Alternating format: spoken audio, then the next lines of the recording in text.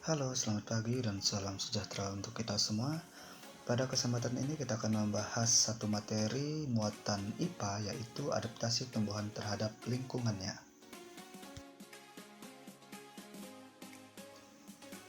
Pernahkah kamu melihat tumbuhan kaktus? Mengapa kaktus mampu hidup di lingkungan yang kering?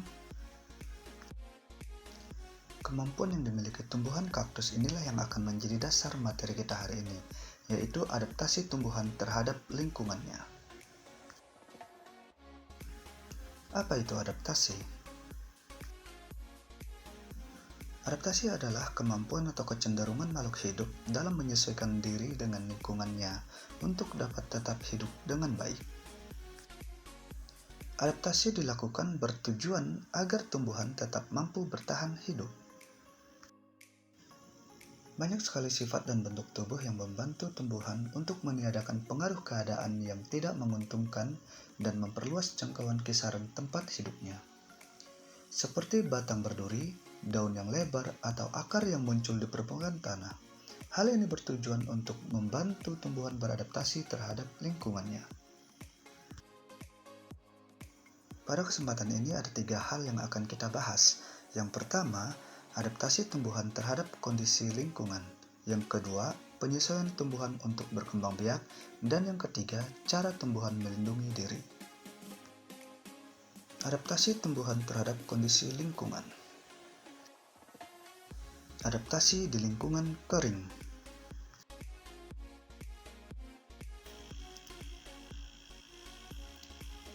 Tahukah kalian hanya tumbuhan xerofit yang bisa melakukannya? Apa itu tumbuhan xerofit? Tumbuhan xerofit adalah jenis tumbuhan yang telah bisa beradaptasi dengan lingkungan kering, sehingga tumbuhan ini bisa hidup di cuaca sangat panas dan kering, meskipun hanya memiliki sedikit air. Adapun ciri-ciri tumbuhan xerofit yaitu: yang pertama, permukaan tubuh yang telah dilapisi oleh lapisan lilin, dan lapisan lilin ini sangat berfungsi untuk mengurangi penguapan air. Yang kedua, akar tumbuhan xerofit ini pun sangat panjang, yang berfungsi untuk mencari air di dalam tanah. Sedangkan yang ketiga, bagian batangnya mengandung cadangan air yang banyak.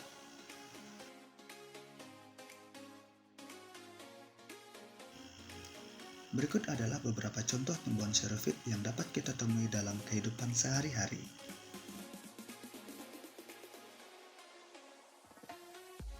Adaptasi di lingkungan kadar garam tinggi. Adaptasi tumbuhan di lingkungan kadar garam tinggi. Spesialis tumbuhan halofit. Tumbuhan halofit adalah jenis tumbuhan yang tumbuh serta hidup dengan baik di daerah pantai ataupun laut. Tumbuhan halofit termasuk golongan tumbuhan tingkat lebih tinggi karena tumbuhan ini tahan terhadap kadar garam yang begitu tinggi di dasar air. Salah satu contoh tumbuhan halofit yaitu tumbuhan bakau atau mangrove. Tumbuhan ini bisa hidup pada kawasan pesisir yang keberadaannya dipengaruhi oleh pasang surut air laut yang mendekati ketinggian rata-rata air laut. Selain itu, tumbuhan ini juga dapat hidup di daerah tropis dan juga subtropis. Hutan yang memiliki tumbuhan jenis halofit akan memberikan fungsi serta manfaat untuk manusia serta alam. Berikut manfaat tumbuhan mangrove dalam kehidupan sehari-hari.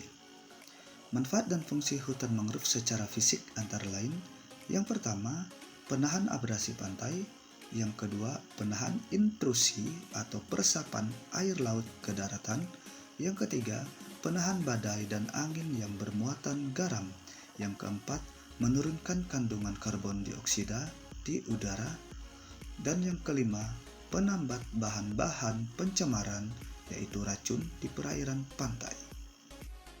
Sedangkan manfaat dan fungsi hutan bakau secara biologi antara lain: tempat hidup biota laut baik untuk berlindung, mencari makan, pemijahan maupun pengasuhan. Yang kedua, sumber makanan bagi spesies-spesies yang ada di sekitarnya. Yang ketiga, tempat hidup berbagai satwa lain, misalnya kera, buaya, dan burung. Berikut contoh lain tumbuhan halofit. Yang pertama ada Salicornia europea dan yang kedua ada Armeria maritim. Adaptasi di lingkungan lembab. Tumbuhan yang dapat beradaptasi di lingkungan yang lembab disebut sebagai hygrofit.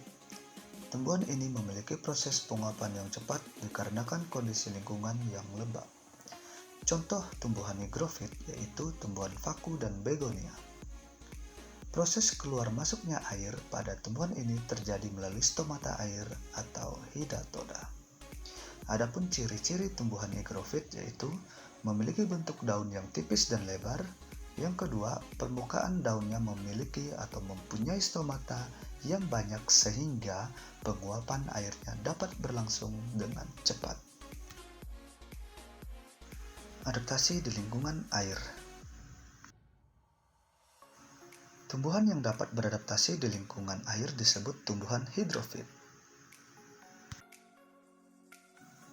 Contoh tumbuhan hygrofit yaitu teratai dan eceng gondok. Teratai memiliki daun yang lebar untuk mempercepat penguapan. Daun yang lebar membantu teratai agar mudah mengapung. Batang yang berongga membantu teratai dalam bernapas meskipun akar dan batang berada di dalam air. Daun yang berlapis lilin untuk mencegah daun membusuk karena selalu terkena air.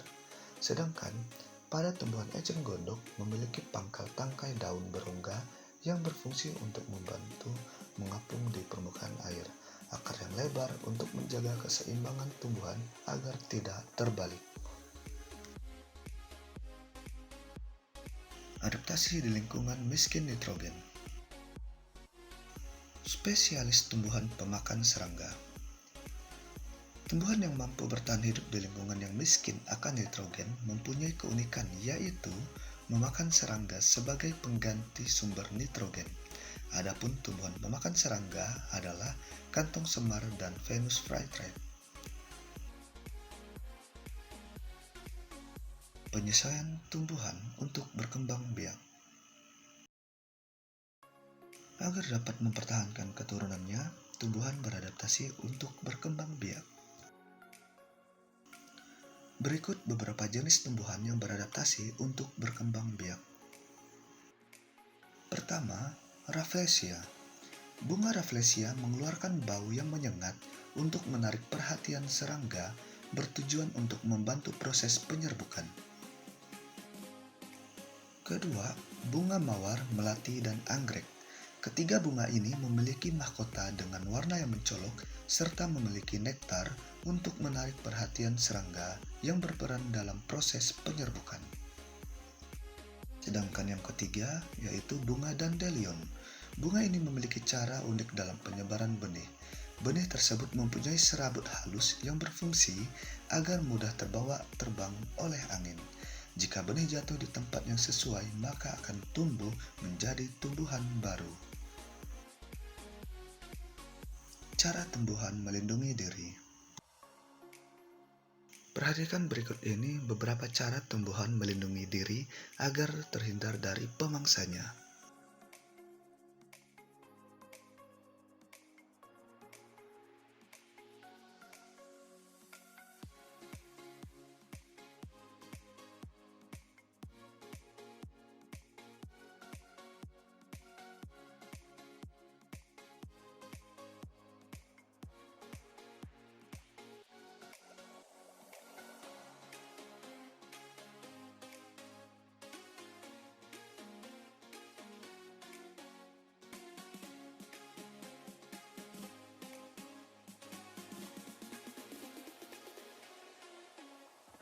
Demikian pembelajaran kita hari ini, semoga bermanfaat dan sampai jumpa pada video pembelajaran selanjutnya.